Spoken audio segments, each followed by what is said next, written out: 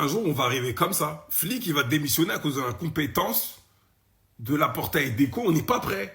On n'est pas prêt. Là, si vous êtes encore à l'heure actuelle président et directeur sportif, c'est grâce au travail du Flickbo. Et vous lui rendez comme ça. Il ne mérite pas une direction comme ça. Là, le Camp Nou, en mode, parce que c'est bien beau de montrer les travaux, l'avancée. La vérité, c'est que l'UEFA, le 28, va visiter les travaux, etc. Ils estiment que c'est pas du tout, en termes de sécurité, quelque chose de bon. Le Barça va jouer au Montjuïc. Pause. Ah oui, parce que ça veut vendre Casado. Le départ d'Inigo n'a pas suffi. Le départ de Gundogan n'a pas suffi. Messi encore n'a pas suffi. Barça Libéraux, enfin Barça Studio, ça n'a pas suffi. Libéraux, les 40 millions, on attend toujours. Démission des personnes qui étaient là avec lui de base lors de sa réélection, ils sont plus là. Bizarre. Et je vais énumérer tout ça un jour. Depuis, je le dis, je vais le faire. Posez là, attendez. Sauf que le problème, c'est que comme ils ont ouvert leur bouche à dire qu'on va revenir au campeur début septembre, etc. En 12, t'es obligé de faire quoi? Aller signer un accord avec la mairie pour un retour au Montjuïc.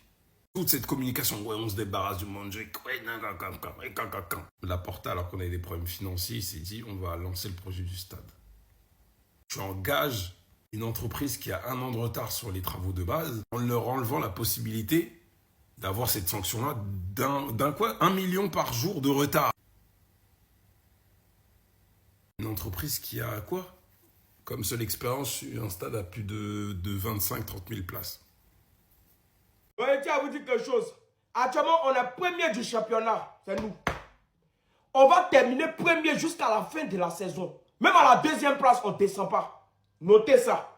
C'est pas amusement, hein. C'est vrai ça de vous parler. Actuellement, là, le Barça est premier. On va terminer premier jusqu'à la fin de la saison. À la 2e place, on ne descend pas. Même on dit Barça sera 2e, jamais. Actuellement, là, on a pris notre élan. On est parti comme ça pour être premier jusqu'à la fin de la saison. Personne ne va nous arrêter. Personne. Personne. C'est moi qui vous dis ça. Donc là, notez. Je vous dis, c'est une information que je vous donne. C'est du sérieux. Voilà. Donc, après, ne venez pas. J'ai dit. Notez ça. On sera premier jusqu'à la fin de la saison. Actuellement, c'est nous, on est premier du championnat. Voilà. On sera premier jusqu'à la fin de la saison. C'est moi qui dis ça. C'est pas du jeu.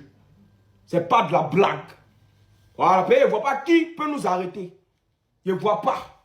Ça les gars, personne n'en parlera. Mais je vous laisse écrire sur internet, Lamine est ta couronne. Pendant le match contre Majorque, les supporters de Majorque ont chanté, Lamine elle est où ta couronne? Elle est où ta couronne? Elle est où ta couronne? Sauf que...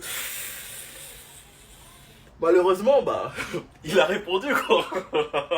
En fait, ce joueur, il me fait rire, c'est comment ne pas l'aimer. Le gars, il s'embrouille avec un gars. Le stade, il dit ta couronne, elle est où? Sur cette action également, si vous avez suivi le match, il se faisait siffler par tout le stade. Tout le stade était en train de le siffler. Il a envoyé les défenseurs, il marque.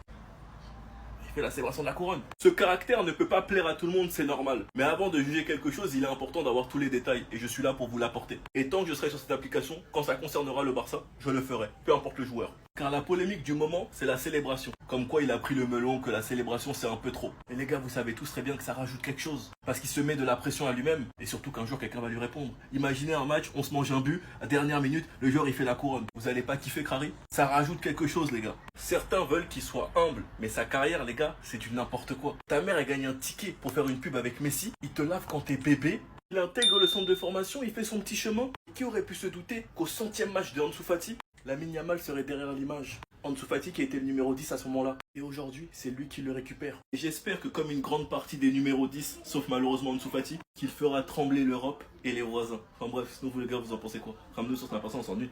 Attendez. Tebas, continue à faire le malin, y a pas de problème. Et crois-moi que très bientôt on arrive pour ta tête. Incessamment sous peu. Écoutez les réponses de Tebas. Bellingham ou Pedri? Bellingham. Vinicius ou Rafinha? Vinicius. Mbappé ou Lewandowski? Mbappé. Là je sais qu'il y a des personnes qui me diront, oui mais les fans du Barça vous abusez. On lui a juste posé des questions et il a donné ses préférences. Et pour le coup ne vous inquiétez pas, j'en ai conscience. Et tout comme Tebas on va tout whipin. Faut savoir qu'à l'heure actuelle Ronny Bardi il est pas inscrit. Le Barça avait prévu de l'inscrire avec l'équipe B pour qu'il puisse jouer avec l'équipe A. Et selon la Liga, il nous le déconseille. La Liga a recommandé à Barcelone de ne pas inscrire Ronny Bardi avec la réserve, mais de l'inscrire avec l'équipe première. Barcelone a accepté d'éviter les tensions avec la Ligue. Comment ça les tensions? Normalement on a le droit de le faire. Mais tranquille. De toute manière, comme j'ai dit Tebas, t'inquiète pas, on arrive pour ta tête. Le Conseil supérieur des sports examine toujours la demande de Miguel Galan, président de la CENAF, de destituer Javier Tebas de son poste de président de la Liga pour avoir divulgué les comptes financiers du FC Barcelone. Tebas est accusé d'avoir commis de graves manquements à la confidentialité. C'est en partie pour ça qu'on s'est fait pisser dessus par Nico Williams.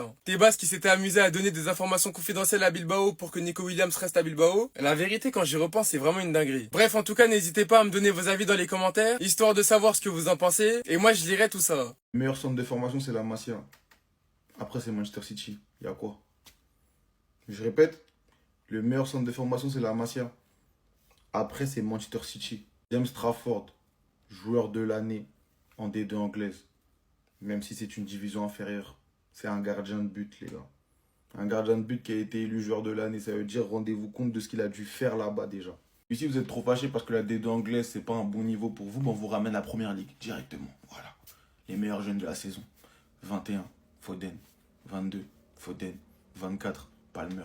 25, cette année, Rodgers. C'est simple comme bonjour, tu vois. Sachant que dans ces trois-là, il y en a déjà un qui a pris le meilleur joueur de la saison tout court. Voilà, Foden. Là, je vous ai montré que les boucs qui ont eu des distinctions individuelles, tu vois. Je vous ai même pas cité des joueurs qui ont été formés à Manchester City comme Frimpong, comme Brahim Diaz, comme Sancho, comme Olise, comme plein d'autres joueurs, tu vois. Comme je l'ai répété au début de la vidéo, il y a la Masia, après il y a Manchester City. Et si toi, t'es pas content de ce que je raconte là, ramène-moi ton centre de formation, ramène-moi les joueurs et montre-moi les distinctions individuelles qu'ils ont eues dans leur carrière. Bien vu.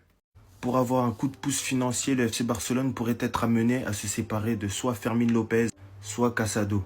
Malgré le désir des deux qui adorent, qui aiment le club, qui ont été formés dans le club, le FC Barcelone pourrait se séparer d'eux si une offre supérieure à 30 millions arrive pour l'un des deux. Moi, je vous demande actuellement, entre Fermín López et Casado, vous gardez qui? Malheureusement, on connaît notre club et l'éventualité qu'un des deux doit partir est vraiment très possible. Et je pense que c'est Casado qui va partir. Parce qu'actuellement, Marc Bernal revient de ligament croisé. Il n'y a aucun club digne de ce nom avec un esprit assez conséquent qui investirait sur un jeune qui revient des ligaments croisés. Et les autres milieux de terrain du club sont considérés un petit peu comme intouchables. Et moi, mon avis en tant que Jorginho do Brasil est que si on doit se séparer de l'un des deux, eh bien ça sera Casado pour moi. Et Gavi devra apprendre à jouer comme un vrai 6 qui reste en retrait, en doublure de De Jong.